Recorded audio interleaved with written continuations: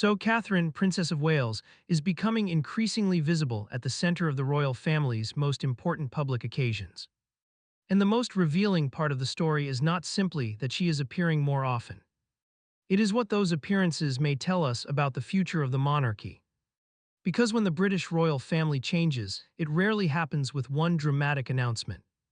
There is usually no single afternoon when the palace suddenly declares that one person has taken over another person's responsibilities. Instead, the change happens gradually. One engagement, one ceremony, one diplomatic occasion, one new responsibility at a time. And eventually, people begin to notice that the next generation is standing closer to the center of royal life than it did before. That is exactly why Catherine's recent appearances deserve a closer look. But there is something important we need to establish before going any further. There have been dramatic claims suggesting that Catherine was secretly placed beside King Charles at a Windsor reception, as part of a private plan to test her before giving her even greater responsibilities. There have also been claims about private conversations involving Charles, William, Catherine, and Camilla, as well as a supposed planning document containing a line about reviewing the arrangement after an autumn reception. Those details are not supported by reliable public evidence, so they should not be treated as established facts. What we can examine is what has actually been documented. And when we do that, the story is still significant. Because Catherine is clearly becoming more experienced in the kind of duties that will matter enormously if her husband eventually becomes king. One of the clearest examples came during the state visit of Nigeria in March 2026. On March 18, President Bolas Ahmed Tinubu and First Lady Olorunmi Tinubu arrived in the United Kingdom for a state visit hosted by King Charles. The official royal family record provides an important detail. William and Catherine greeted the President and First Lady on behalf of the King and Queen before accompanying them to the ceremonial welcome. That distinction matters. William and Catherine were not replacing Charles and Camilla. They were carrying out an important welcoming responsibility on behalf of the King and Queen. The formal ceremonial welcome remained with Charles and Camilla. The King and Queen remained at the center of the state visit. But the Prince and Princess of Wales were trusted with an important role within the program. And that tells us something about how the monarchy is preparing its next generation. Because this was not an ordinary private engagement. A state visit is one of the most formal and carefully organized events in the royal calendar. It involves diplomatic protocol. It involves foreign heads of state. It involves formal welcomes, ceremonial occasions, meetings, receptions, and official dinners. Every detail matters, and every person involved has to understand exactly what is expected. For Catherine, that experience is valuable. Not because it means she is already queen. She is not. Not because Camilla's position has changed. It has not. But because Catherine is gaining experience in the kind of environment she will eventually have to navigate as the wife of the king. And that brings us to the bigger question. Why is this preparation so important? The answer is simple. One day William will become king. When that happens, the entire structure around him will change. The responsibilities will become greater. The attention will become more intense. And Catherine's own role will change with him. She will be expected to stand beside the sovereign during state visits. She will meet foreign leaders. She will participate in major ceremonial events. She will host and attend receptions. She will represent the crown at engagements around the country and abroad. And she will have to do all of that while being watched by cameras, newspapers, television networks, and millions of people around the world. There will be no convenient period after William becomes king when Catherine can simply say she needs time to learn. The monarchy will continue operating. Presidents will continue visiting. Prime ministers will continue arriving. Diplomatic events will continue. State occasions will continue. The crown does not stop because the people carrying its responsibilities are adjusting to a new role. That is why experience matters. And Catherine has been building that experience for years. Her public duties have gradually expanded. She has participated in major overseas visits. She has represented the royal family at important ceremonies. She has met presidents, prime ministers, foreign royals, and community leaders. She has learned how to handle the pressure that comes with being one of the most recognizable women in the world. B. But perhaps the most important part is not simply visibility. It is repetition. The more often someone performs a responsibility, the more natural it becomes. A formal greeting that once required careful preparation eventually becomes familiar. A diplomatic conversation that once felt intimidating eventually becomes routine. A major public appearance that once required enormous concentration eventually becomes part of the job. That is how preparation works inside institutions like the monarchy. It happens gradually, and that is why the increasing visibility of William and Catherine should not automatically be interpreted as a sign that Charles and Camilla are being pushed aside. The evidence does not support that conclusion. In fact, the March 2026 Nigerian state visit demonstrates the opposite. Charles and Camilla remain central. The state visit was hosted by the king. The formal welcome was carried out by the king and queen. The Prince and Princess of Wales participated as senior members of the family. That is a very different picture from the idea of one generation suddenly replacing another. Instead, what we are seeing is two generations operating at the same time. The current king and queen are carrying out their responsibilities. The future king and his wife are gaining experience. And the two roles can exist alongside each other. This is important because discussions about Catherine and Camilla are often framed as though only one woman can have a prominent position. But that is not how royal succession works. Camilla is the queen. Catherine is the Princess of Wales. Their positions are different because their husbands occupy different positions in the line of succession. Camilla is married to the reigning king. Catherine is married to the heir. The eventual transition from Charles to William will naturally change Catherine's responsibilities. But that future transition does not mean Camilla is currently being removed. It does not mean Catherine has already become queen. And it does not mean every photograph of the two women standing in different positions represents a secret power struggle. Sometimes a photograph is simply a photograph. Sometimes a royal is standing somewhere because of the day's protocol. And sometimes an engagement genuinely reflects a growing responsibility. The challenge is knowing the difference. That is why documented events are so important. The Nigerian state visit gives us something concrete. We know that William and Catherine were involved in welcoming the visiting president and first lady on behalf of Charles and Camilla. We know they then accompanied them to the ceremonial welcome. We know the king and queen remained central to the formal program. And we know the Prince and Princess of Wales later joined Charles and Camilla during the carriage procession to Windsor Castle. Those are observable facts. From those facts, we can reasonably conclude that William and Catherine are trusted with significant responsibilities at major royal events. But we should stop there rather than inventing private conversations or secret decisions. And that is where the story becomes more interesting. Because reality does not need to be exaggerated to show that change is happening. The monarchy itself provides the explanation. William is the heir. Therefore, he must be prepared. Catherine is his wife. Therefore, she must also be prepared for the role she will eventually occupy. The process has to begin while Charles is still king. That is not controversial. It is simply how succession works. The next generation cannot suddenly appear on the day of a succession and be expected to understand everything immediately. They need experience before the transition. And experience comes from participation. That means William and Catherine will inevitably become more visible as the years progress.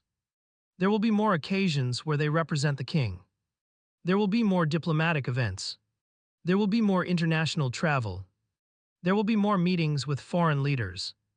There will be more moments when the public sees them carrying responsibilities that once belonged almost exclusively to the older generation. And that gradual process can sometimes look dramatic from the outside. But inside the institution, it is probably much more practical. The monarchy has to continue. The king has responsibilities today. The heir has responsibilities that will become greater tomorrow. Both realities have to operate at the same time. And Catherine's role sits directly between them. She is not the sovereign. She is not the queen. But she is preparing to become the wife of the sovereign. That future gives her current responsibilities a particular importance. Think about what happens during a state visit. A visiting president is not simply introduced and then forgotten. There are conversations, there are formal ceremonies, there are moments when members of the royal family have to understand protocol without appearing overly formal. They have to know when to speak. They have to know when to listen. They have to know how to welcome someone without making the occasion feel mechanical. And they have to maintain composure even when cameras are focused directly on them. These are skills. They become stronger through experience. And Catherine has now spent years developing them. That is why an engagement such as the Nigerian state visit matters. It is another opportunity for the Princess of Wales to demonstrate that she can operate confidently within the most formal environment the monarchy has. And that is relevant to her future. But it does not mean the future has arrived already. That distinction must remain clear. There is a temptation in royal coverage to treat every development as a major confrontation. Catherine versus Camilla, William versus Charles, the old generation versus the new generation. But the reality can be much less dramatic. The monarchy needs continuity. It also needs succession. Those two things are not enemies. They are connected. Charles's reign provides continuity. William's preparation provides succession. Camilla's role remains part of the current reign. Catherine's growing experience belongs to the future. And the fact that both women remain visible does not necessarily mean that one is competing with the other. In fact, the most realistic picture may be that both are fulfilling the roles assigned to them at different stages of the monarchy. This is particularly important when discussing the idea that Catherine is taking Camilla's place. There is no evidence that such a replacement is currently happening. Catherine's responsibilities can expand without Camilla's responsibilities disappearing. William and Catherine can take on more work while Charles and Camilla continue their own engagements. The older generation can remain central while the younger generation gains experience. That is exactly what we would expect from a monarchy preparing for the future. And perhaps the most interesting question is not what Catherine is taking away. It is what she is being prepared to carry. Because when William eventually becomes king, Catherine will be expected to stand beside him. The public will already know her. The diplomatic world will already have experience with her. Foreign royal families will already recognize her. Officials will already know how she works. And she will already understand the rhythm of major royal events. That makes the eventual transition less disruptive. The public may barely notice the change because the preparation will have been happening for years. That is the point. A successful succession is not only about the day the crown changes hands. It is also about everything that happens before it. Every engagement, every state visit, every diplomatic meeting, every reception, every ceremony, every difficult moment in front of the cameras. All of those experiences contribute to the preparation of the people who will eventually carry the institution forward. And Catherine's growing involvement is part of that process. Now there is another reason her position attracts so much attention. Catherine is already one of the most recognizable members of the royal family. When she appears at an important event, the photographs travel quickly. A single image can be seen around the world within minutes. That means her public positioning can generate enormous interest even when the actual event is completely routine. A photograph of Charles beside Camilla tells one story. A photograph of Charles beside Catherine tells another. A photograph of Charles, Camilla, William and Catherine together tells yet another. But the meaning of those photographs has to be understood in context. A picture alone cannot establish a constitutional change. It cannot prove that one royal has been replaced. It cannot prove that a private decision has been made. And it certainly cannot reveal conversations that were never publicly documented. What it can show is who was present and what role they publicly performed. That is why the Nigerian state visit is so useful. It gives us an example of Catherine performing an important duty without requiring us to invent a secret explanation for it. William and Catherine welcomed the visiting president and First Lady on behalf of the King and Queen. Then Charles and Camilla carried out the formal ceremonial welcome. The two couples continued the program together. There is no need to add a hidden conflict. The facts already tell us that the next generation is becoming increasingly involved. And that is a significant development in itself, because the future of the monarchy will eventually depend on that next generation. William will inherit the crown. Catherine will stand beside him. Their children will grow up within that new structure, and the public will expect the transition to feel stable. That stability has to be prepared. It cannot simply be created on the day. So when Catherine takes on a new responsibility today, it is worth asking what that experience could mean tomorrow. Perhaps the most important thing is confidence. A future queen consort cannot afford to be overwhelmed by every major occasion. She has to become comfortable in environments where everyone is watching. She has to learn how to handle pressure without allowing it to control her behavior. And she has to understand the difference between a personal moment and an institutional responsibility. Catherine has had years to develop those skills. Her involvement in major events suggests that the palace is comfortable giving her significant responsibilities. Again, that does not mean she has taken Camilla's place. It means she is increasingly prepared for her own future place. And those are two completely different things. The same applies to William. He is already carrying responsibilities that prepare him for the crown. His public role has expanded. His diplomatic engagements have expanded. His international responsibilities have expanded. His relationship with foreign leaders and governments is becoming more important. That is normal for an heir, and Catherine's development naturally accompanies his. The future king needs a partner who understands the demands of the role. So while people may look at individual photographs and ask who is replacing whom, the larger story is actually much simpler. The royal family is preparing for succession. And preparation takes time. That brings us back to the original question. Is Catherine becoming more important inside the royal family? Yes. Is there reliable evidence that she has secretly replaced Camilla? No.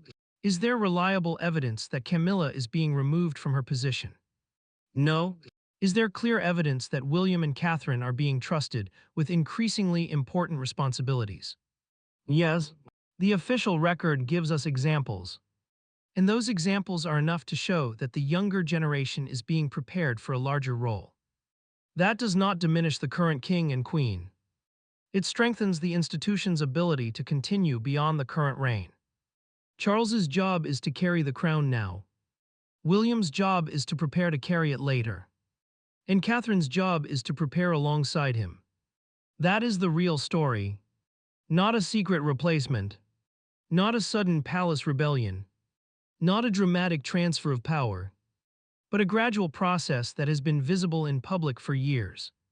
And perhaps that is why the next major royal appearances will continue to attract so much attention. Every time Catherine stands beside Charles, Camilla, or William, people will look for clues about the future. They will examine photographs. They will analyze positions. They will discuss who greeted whom first. They will debate body language. They will ask whether one person is becoming more important than another. But the strongest clues will always come from the official record. Who was invited? Who represented the king? Who carried out the formal welcome? Who attended the diplomatic program? Who was given responsibility? Those questions provide much more reliable information than anonymous claims about secret meetings. And if we follow those facts, a picture begins to emerge. Catherine is not being installed as queen before her time. She is being prepared for a future in which she will have a much larger responsibility. Camilla remains queen. Charles remains king. William remains heir to the throne. And the four of them can continue appearing together while representing two different generations of the monarchy. The present and the future. Continuity and succession. Experience and preparation. That is the balance the royal family has to maintain. And it is a balance that will become increasingly important as William moves closer to the throne. For Catherine, the process will involve more public responsibility, more diplomatic experience, more high-profile engagements, and more occasions where she has to demonstrate that she can stand confidently beside the future king. For Camilla, the current role remains exactly what it is. She is the queen alongside Charles during his reign. There is no evidence that this position has been secretly taken away. The distinction is important because it prevents a simple story from replacing a complicated reality. Catherine's rise does not automatically mean Camilla's fall. The younger generation can rise while the older generation remains in place. That is how succession works. And perhaps the clearest way to understand the current moment is to imagine the monarchy as a long relay. Charles is carrying the baton now. William is running behind him, preparing for the moment when it will eventually be passed. Catherine is running beside William, preparing for the responsibilities that will come with that transition. The baton has not changed hands. The race has not suddenly ended. But the next runner is already preparing. That is what makes Catherine's increasing visibility so significant. Not because the crown has already moved, but because the person who will eventually stand beside it is becoming more experienced with every major responsibility she receives. And that preparation may ultimately be far more important than any dramatic rumor about a secret palace decision. Because when the time eventually comes for William to become king, the public will expect the transition to feel natural. They will expect Catherine to know what to do. They will expect her to understand the responsibilities. They will expect her to stand confidently beside him. And the only way to meet those expectations is to prepare long before that day arrives. That preparation is already visible. The March 2026 Nigerian state visit is one example. William and Catherine were trusted with an important role before the formal welcome by Charles and Camilla. They participated in a major diplomatic occasion. They joined the king and queen during the ceremonial program. And they demonstrated the increasingly important role played by the Prince and Princess of Wales within the modern monarchy. That is not a secret. It is not a replacement. It is preparation. And if the monarchy continues along the same path, we can expect the responsibilities of William and Catherine to become increasingly important while Charles and Camilla remain at the center of the current reign. The future will arrive eventually, but it does not need to arrive early. For now, Charles is king, Camilla is queen, William is heir, Catherine is Princess of Wales, and the most important change taking place is not a change of title. It is a change of experience. Catherine is gaining more of it. William is gaining more of it. And with every major occasion, the next generation becomes a little more prepared for the moment when the crown eventually passes forward. That is the real story behind Catherine's growing role. Not that she has secretly taken someone else's place, but that she is steadily becoming more prepared for her own.